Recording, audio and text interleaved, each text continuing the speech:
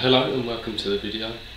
What I'm going to be doing today is, tomorrow as well, is having a look at the cold steel kukri. I've had it for a little while now.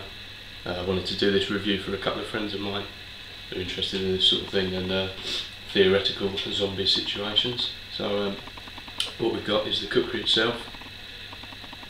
Comes with a sheath already, made of cord, it's kind of waterproof. Comes with just a button fastening, 2 buttons there. Just a note, the machete I've sharpened to a pretty good degree, and I actually managed to chop through when putting it back in the sheath, so I've managed to bodge it back together with a bit of stitching and some good old fashioned duct tape. Does the job at the end to keep it away from stabbing you in the leg. Nice wide belt loop if you've got the kind of Viper type belts or whatever it is.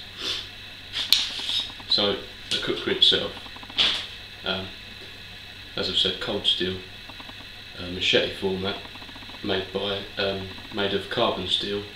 It's got a slight spring to it, if you can kind of see the bend, and apparently that is due to when you're chopping with the machete, it absorbs some of the shock so as not to shatter.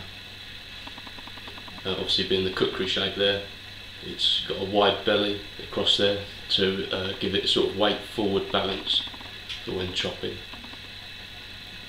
On the back of the machete there, towards the tip, I've also sharpened it so that for stabbing motions it just gives it that much more of a refined point. Machete is a very good kind of defence tool as well.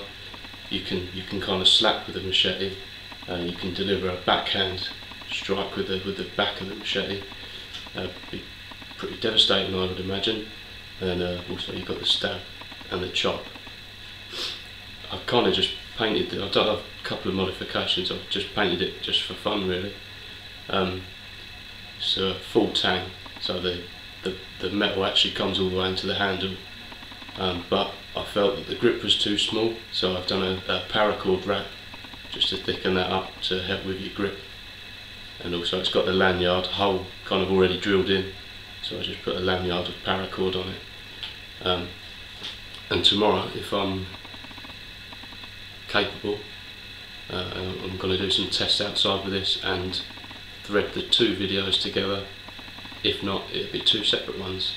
So here's to that.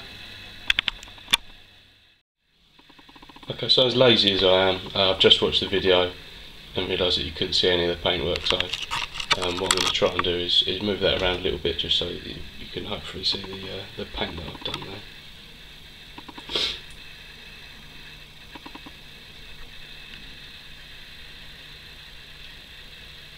So yeah, just a sort of note on that as well, like I said about, backhand strike, the rear of the machete is actually quite thick. And it is quite weighty. It's got a fair weight to it. But as we know, the only way to destroy a zombie is to destroy the head, brain, or sever the head. So we'll have a look at that tomorrow. Well, not with a real person, but we'll have a look at that tomorrow.